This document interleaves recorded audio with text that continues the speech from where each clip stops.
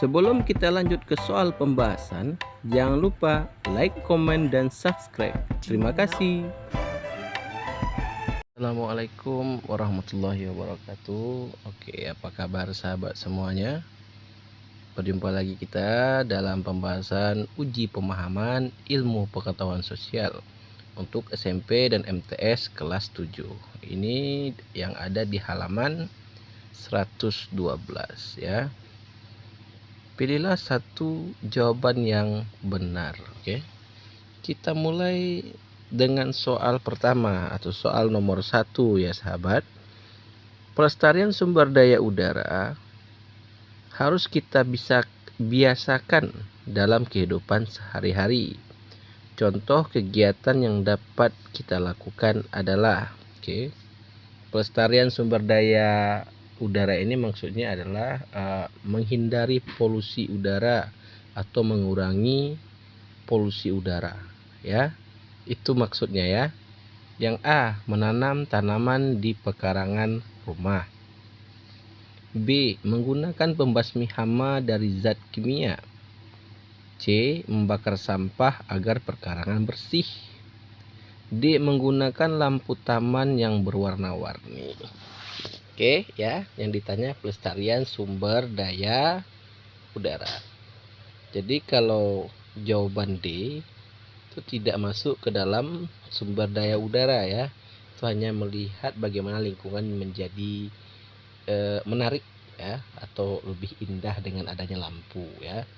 Kemudian yang C, membakar sampah agar perkarangan bersih, itu sudah jelas bukan pelestarian sumber daya udara, malah menyebabkan udara menjadi berpolusi ya.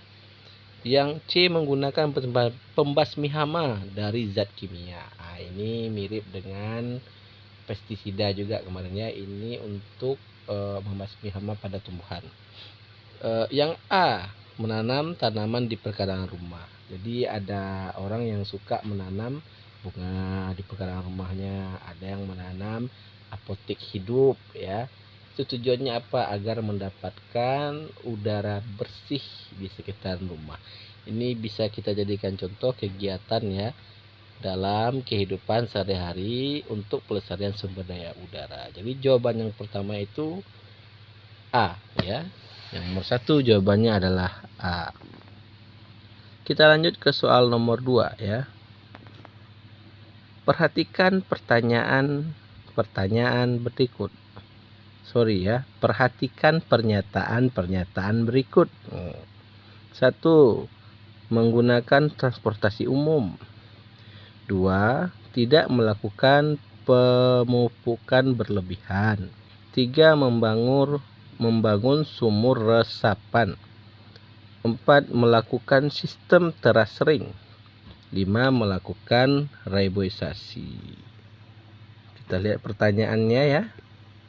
Pertanyaannya itu adalah upaya melestarikan sumber daya tanah ditunjukkan oleh pernyataan nomor. Oke, kita kembalikan ke halaman sebelumnya ya. Sumber daya tanah ya. Yang nomor 1 itu menggunakan transportasi umum. Berarti mengurangi polusi udara ya. Nomor 2, tidak melakukan pemupukan berlebihan. Ini masuk ke kategori untuk melestarikan sumber daya tanah. Bagaimana caranya? Pakai bisa pupuk organik atau pupuk kompos ya, agar unsur hara tanah itu tidak terkuras ya. Yang nomor 3, membangun sumur resapan. Yang nomor 4, melakukan sistem teras ring. 5, melakukan reboisasi ya. Kalau teras ring itu adalah salah satu cara melakukan penanaman di bidang miring, biasanya agar mencegah terjadinya longsor ya. Yang nomor 5, reboisasi itu cara penghijauan kembali kalau hutan sudah gundul atau hutannya ditebang sembarangan, maka harus dilakukan reboisasi, penghijauan kembali dengan menanam tanaman baru ya, agar nanti kemudian hutannya regenerasi. Karena yang ditanyakan upaya untuk melestarikan sumber daya tanah, berarti harus kita fokus ke tanah ya. Berarti jawaban yang cocok itu adalah 2 dan 3. 2 dan 3 ada di multiple choice-nya adalah B ya. Saya ulangi. Soal nomor 2 jawabannya adalah B, 2 dan 3. Oke, kita lanjut ke soal nomor 3. Berikut yang bukan karakteristik pembangunan berkelanjutan. Bukan ya. Berarti dari 4 jawabannya cuma 1 yang salah. Karena yang bukan yang ditanya yang tidak. Yang tidak berarti ditanya yang salah di sini ya. A. Menjamin pemerataan dan keadilan. B. Menghargai keanekaragaman hayati. C. Menggunakan pendekatan integratif. D. Menggunakan pandangan jangka pendek. Ada istilah pembangunan berkelanjutan. Itu adalah pembangunan yang tujuan pembangunannya untuk pertumbuhan ekonomi, sosial, ya, ekologi, hukum, dan ekonomi. Nah, itu pilarnya ya, pilar dari pembangunan berkelanjutan. Kalau menjamin pemerataan keadilan berarti itu masuk ke dalam pilar ya, karakteristiknya ya. Kemudian menghargai keanekaragaman hayati ya, karena ada ekologi di dalam pilar pembangunan berkelanjutan ya. Kemudian menggunakan pendekatan integratif, ini adalah pendekatan yang sangat masyarakat ya, sangat manusiawi atau sangat damai, tidak memaksakan untuk menggusur suatu tempat. Itu adalah salah satu pilar dari pembangunan berkelanjutan. Kalau yang D, menggunakan pandangan jangka pendek. Ini dia, kalau jangka pendek semua diterobos, yang penting bisa bangun ya, berarti tidak masuk ke karakteristik pembangunan berkelanjutan. Jawaban nomor 3 fix itu D ya. Kita lanjut ke soal nomor 4.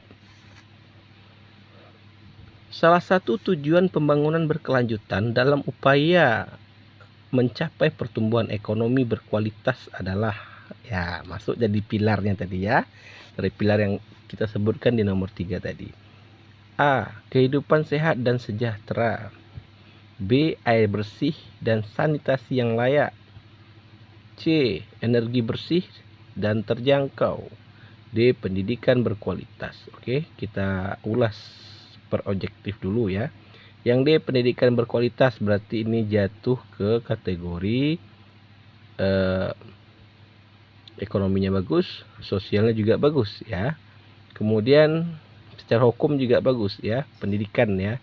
Energi bersih dan terjangkau, ini masuk ke ekologi ya. Kemudian B, air bersih dan sanitasi yang layak. Air bersih itu untuk penghidupan kita ya.